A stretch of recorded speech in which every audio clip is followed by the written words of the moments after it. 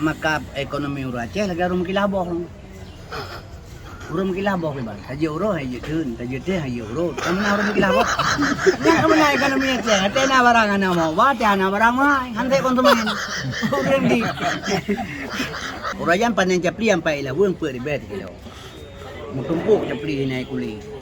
Bino tumpuk capli lo lah makan melago pitan capli le koper tertori be kambro ana apa panen bortimon dewan nyampai yang kabuya jadi rupiah lago kilo da panen ikal lagi lampu kabuno ka rum kilabo ka joro hayu tu da jutu joro ona barang ana mau ba ona barang mah ya sik pakan je kemanan sebab getanya orang Aceh konsumen hansip konsumen di hotelnya yang uno pegah hero pemimpin harus yang jujur. Bukan cara anak pemimpin harus jujur. Dari Pak Pung mulai dari diri itu. Ini waktu ini kaji tak gaya jujur ke niatnya jujur. Waktu dalam proses di masyarakat namanya kah jujur. Jadi menyanyang ketujuan ganyan berarti kan untuk ibadah. Dia dagang yang kenyan.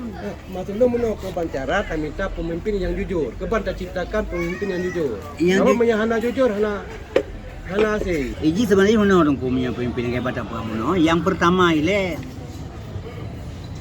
pertama tak menyata pilih pemimpin dia minta ke yang jujur benar kan.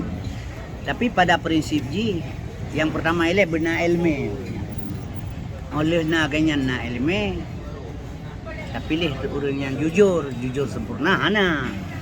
Jadi kejujurannya kita pelajari latar belakang ganyan, riwayat hidup ganyan pakiban, keluarga ganyan. Sampai ini kita mengangkat dalam kategori Rasulullah bahkan kebuka sejarah kelahiran dan sebagainya. Jadi ngamupat keturunan, ngamupat asal usul.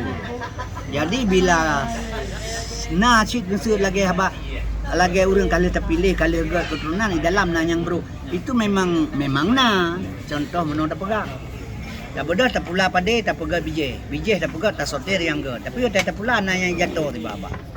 Jadi dalam banyak keturunan itu semua bagus tapi ada satu yang tidak bagus itu memang sudah kalau yang kena Allah Taala kan. Jadi yang perlu pilih keturunan maka keturunannya perlu adalah agama keturunan lingkungan keluarga ganyan pakai kan. Itu contoh haga balung pagahilung. Tapi lihurun cara kelang keluarga cara. Ya, itu kembali benar ke Umah Hami ya hajar ayah Hami. Anyan awalnya bicara mendu yang menang kira-kira. Jadi menurut si Dodro untuk anak gedanya yang bangai je kepemimpinnya dia Dodro nanti memang cetak dia Allah lagi dia ketiga gali ke bawah bulah tu. Mereka je ada hana bulahnya. Di mana ganyan hana hasil Quran.